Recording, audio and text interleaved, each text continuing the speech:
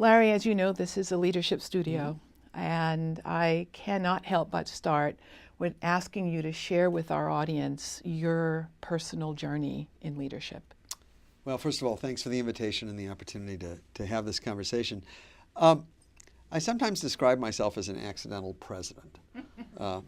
As was noted, I spent 24 years on the faculty at MIT. For 21 of those years, I worked really, really hard to avoid being anything other than a faculty member. I enjoyed my teaching. I enjoyed my scholarship. I figured, why screw it up by becoming a department chair or, God forbid, a dean?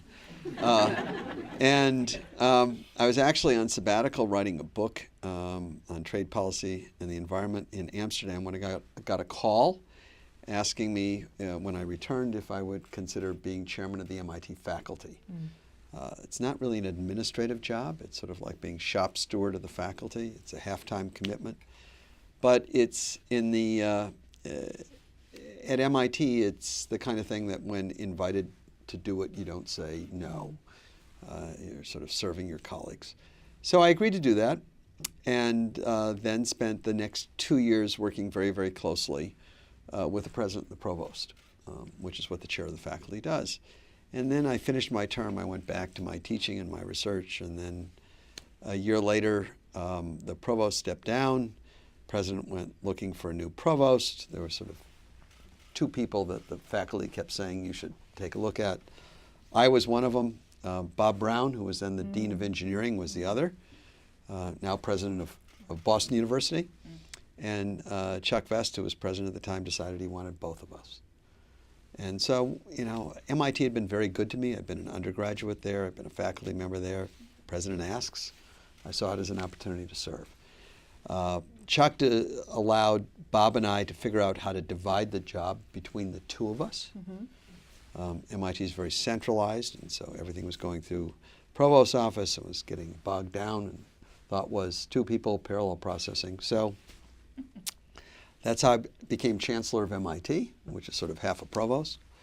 And then if you have the number 2 job at a place like MIT, you get called for virtually every presidential search in the country.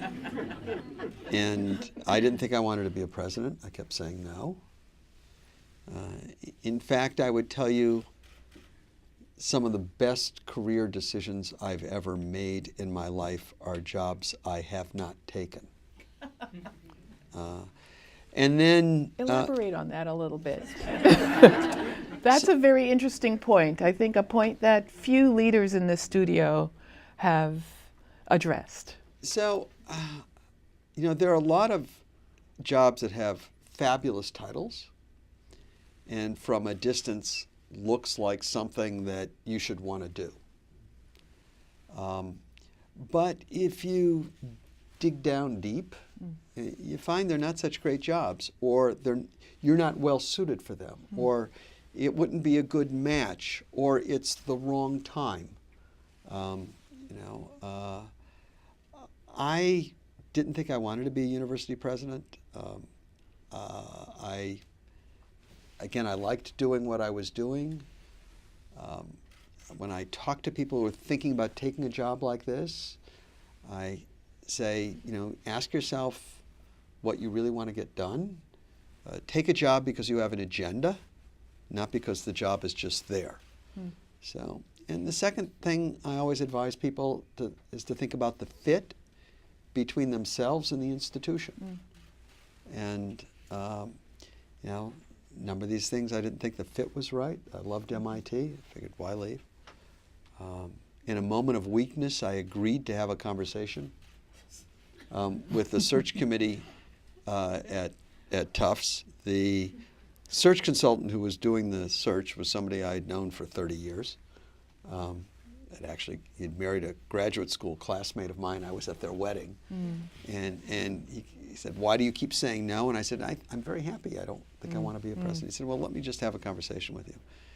And I agreed to have a conversation with the search committee just to sort of explore it. I'll never forget what Chuck Vest, who was president of MIT, said to me at the time when I went to him for advice. He said, beware the vortex. I said, what do you mean by that, Chuck? He said, well, you put your toe in thinking that you're just there to learn something, and you sort of get sucked in, and before you know it, they're offering you the job, and then you feel like you have to say yes. So make sure that it's something that you really want to do before you go talk to them. So that's how I wound up. But I should tell you that not only had I never been a department chair or a dean, but when I became president of Tufts, literally the only other thing I had ever been president of in my life was the National Honor Society in high school, my senior year. And there we held one meeting a year, and that was to elect the officers for the next year. It's a great proving ground. So my leadership journey. You met